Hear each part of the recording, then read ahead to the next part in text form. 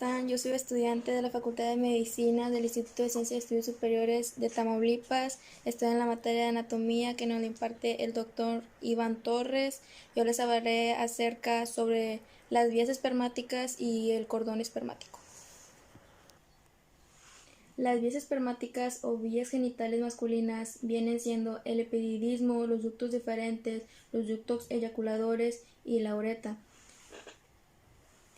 Las vías espermáticas es el conjunto de ductos que son encargados de llevar a los espermatozoides y las secreciones anexas llamadas al conjunto de semen hasta el exterior. El epididimo es una formación tubular alargada veriforme aplicada al borde posterior de cada testículo. Esta está constituida por una serie de tubos enrollados al que se le distinguen de tres diferentes regiones o partes. Por la cabeza que recibe los conos o conductos eferentes del testículo, los cuales forman cada uno de los lóbulos pequeños de 15 a 20 centímetros de largo cada uno, pero que finalmente contribuyen hacia un ducto común del cuerpo. Muestra los restos fibrosos de los conductos paramesonéfricos o de Miller, llamado apéndice sesiles de Morgagni. El segundo viene siendo el cuerpo, que muestra un solo ducto enrollado de 6 metros de largo y que termina inferiormente en la cola. Conforme desciende se engruesa cada vez más su capa muscular. Y el último viene siendo la cola, que es el sitio más inferior, siendo el lugar donde se une la parte final del epididimo con el inicio del ducto deferente. Metiendo un poco de histología, esto está compuesto por una capa mucosa con epitelio cilíndrico pseudoestratificado, con estereocilios y microbiosidades, una capa muscular lisa y una capa advenencia rodeada por tejido conjuntivo laxo y algo de cubierta vaginal que recibe ramas pequeñas de las arterias testiculares y envía su sangre venosa y circulación linfática a los mismos sitios que en el testículo. La inervación procede de igual manera que la del testículo. La función de esta es la absorción de las secreciones testiculares de las células de Sertoli. Esta secreción de ácido sialiático, glucoproteínas y la modulación de la capacitación funcional de los espermatozoides que se consiste en un proceso en el que se libera la proteína discapacitalmente asociada a la superficie de los mismos. Bueno, y existe una infección del epididismo que es la epididimitis inespecífica, que esta es de carácter agudo con inflamación, dolor y fiebre, que es consecuencia de una infección de origen uretral, que alcanza el epididismo a través del deferente. Los gérmenes responsables son los mismos que producen infección urinaria, fundamentalmente enterobacterias gram negativas. Sin embargo, en los últimos años, la causa de una infección por clamidia trachomotis, el tratamiento antibiótico cura habitualmente sin secuelas la infección. El epididismo vasostotomía, técnica quirúrgica utilizada en los cuadros de obstrucción epididimitaria que producen azoospermia. Consiste en la anastomosis de la cabeza del epididismo con el deferente. Consigue la fertilidad en el 5 al 20% de los casos. Los ductos deferentes, su límite se extiende desde la cola del epididimo hasta el ducto eyaculador, que se forma en cada uno de los lados por la reunión del ducto deferente y el ducto de las vesículas seminales. La longitud mide un total de 30 centímetros de largo. El trayecto y relaciones, la porción testicular es palpable, asciende en el borde posterior del testículo aplicado a la cara media del epididismo. llegando al polo superior del testículo y se integra a la parte posterior del cordón espermático y así se entra al anillo inguinal superficial. El cordón espermático es un conducto deferente espermática a testículos. El cordón espermático contiene estructuras que se dirigen hacia el testículo y que proviene de él y suspende el testículo en el escroto. Empieza en el anillo inguinal profundo, lateral a los vasos epigástricos inferiores. Pasa a través del conducto inguinal, sale a nivel del anillo inguinal superior y termina en el escroto en el borde posterior del... se me olvidó. Y termina en el escroto en el borde superior del testículo. El cordón espermático está rodeado por cubiertas faciales derivadas de la pared anterolateral del abdomen durante el desarrollo prenatal. Las cubiertas del cordón espermático son las siguientes: la fascia espermática interna, derivada de la fascia transversal. La fascia cremastérica procede de las fascias de las caras superiores y profundo del músculo oblicuo de interno del abdomen. La fascia espermática externa, derivada de la aponeurosis del oblicuo externo del abdomen y su fascia de revestimiento. La fascia cremastérica contiene haces del músculo cremaster, el cual está formado por los fascículos más inferiores del músculo oblicuo interno del abdomen que surgen del ligamento inguinal. El músculo cremaster eleva el testículo de manera que refleja dentro del escroto, en particular en un ambiente frío. En un ambiente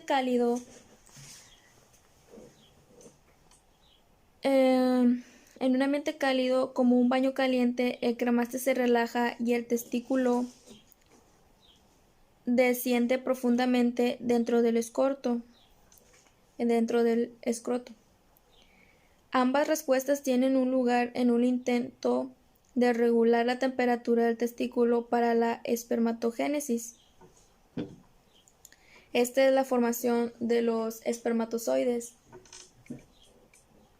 Y esta requiere una temperatura constante aproximada de 1 centígrado por debajo de la temperatura corporal central o durante la actividad sexual como de respuesta protectora.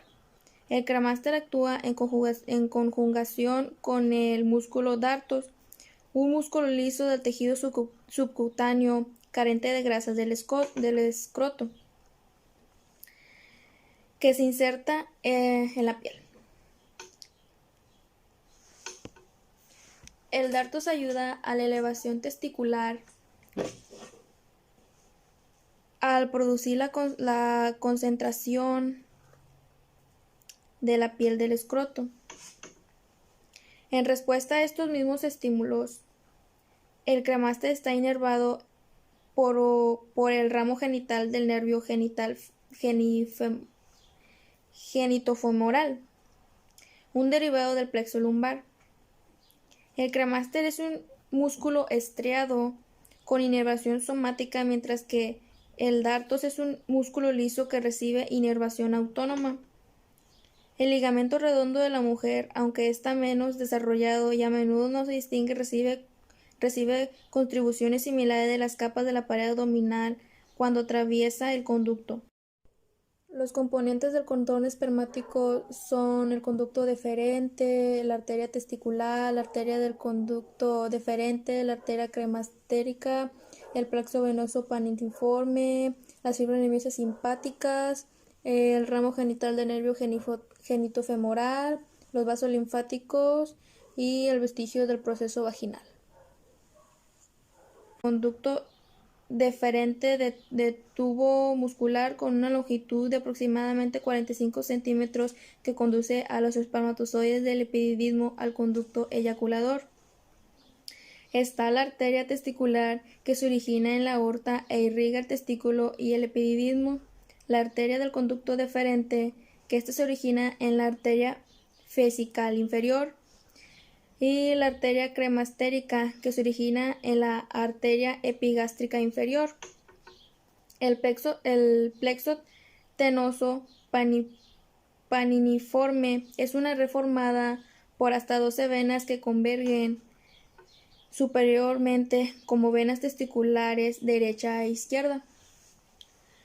Fibras nerviosas simpáticas situadas sobre las arterias y fibras nerviosas simpáticas y parasimpáticas que discurren sobre el conducto deferente.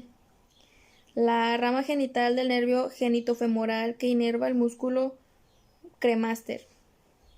Vasos linfáticos que drenan el testículo y las estructuras íntimamente relacionadas hacia los módulos linfáticos lumbrares. El vestigio del proceso vaginal, que puede observarse como un tracto fibroso en la porción anterior del cordón espermático que se extiende entre el peritoneo abdominal y la tuna vaginal, no pueden detectarse. Cuando el ligamento redondo no es una formación homóloga, el cordón espermático no contiene unas estructuras equiparables, únicamente incluye vestigios de la porción baja del gobernáculo del ovario y del proceso vaginal. La porción inguinal pasa por el ducto inguinal cubierto por las fascias espermáticas y rodeado por arterias, venas y nervios. Llega al anillo inguinal, profundo sitio donde se separa de las estructuras del cordón.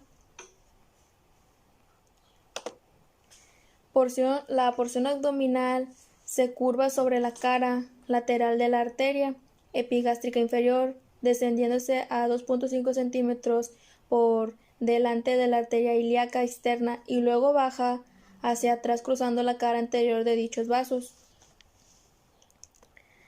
La porción pélvica entra a la cavidad pélvica menor y continúa hacia atrás entre la pared lateral por debajo de los vasos vesiculares y la arteria umbilical. Luego cruza al urete por arriba y adentro, llega a la cara posterior de la vejiga, sitio donde se dilata en la llamada ampolla. Ambos ductos se aproximan medialmente a las vesículas seminales y llegan a la base de la próstata. Se unen al ducto correspondiente de la vesícula seminal y forman los ductos eyaculadores entrando a la próstata.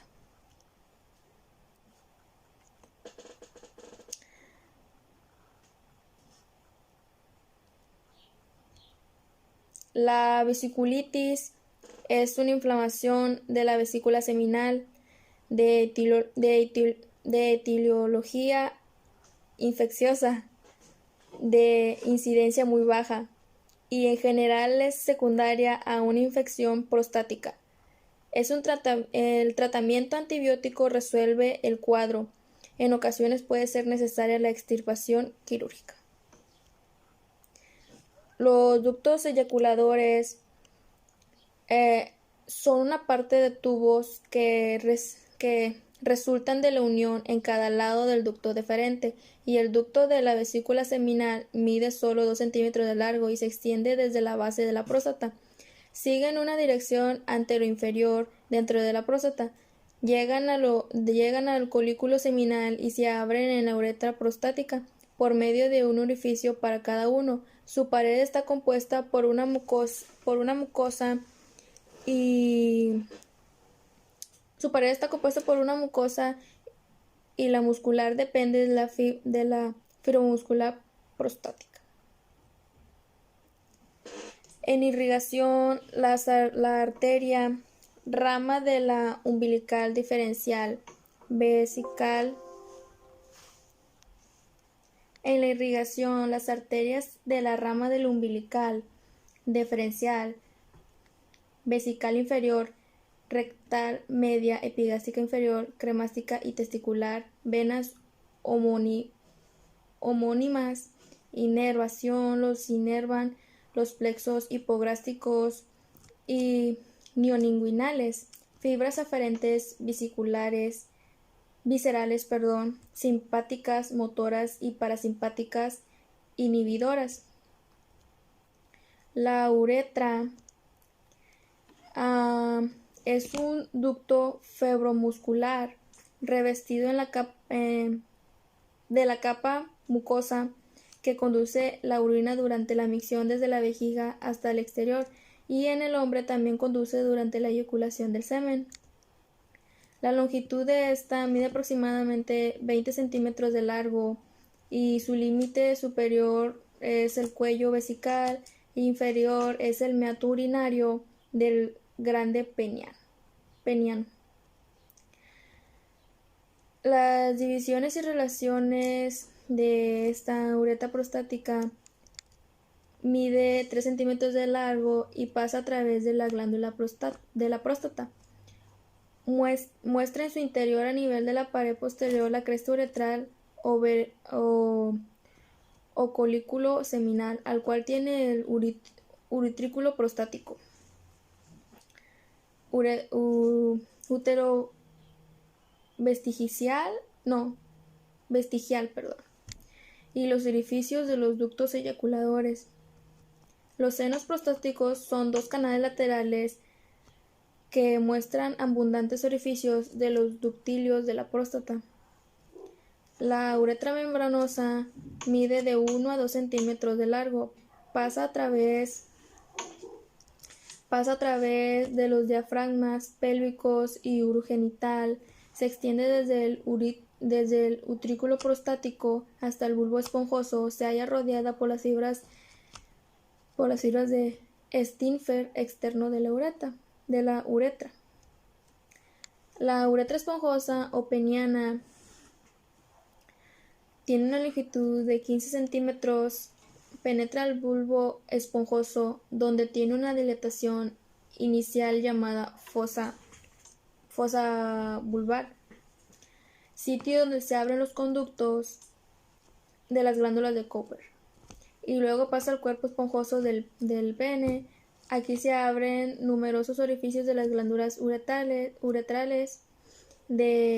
o de Litter, y en la parte cercana a su terminación tiene una dilatación o fosita navicular, la que se abre al meato urinario de la glándula peniana. La vascularización. La uretra prostática recibe ramas de las arterias vesical inferior y de la recta media. La porción membranosa recibe a la arteria del bulbo y la parte esponjosa recibe ramas de las arterias uretral y del pene, ramas de la arteria pudenda interna. Las venas son afluentes de las venas pudendas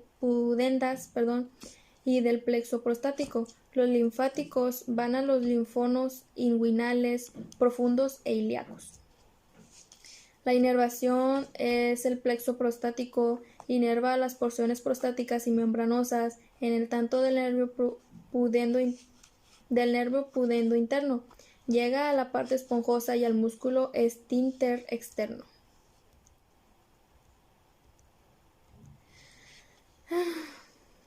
Y con esto he terminado mi tema. Espero les sirva de algo y hasta la próxima.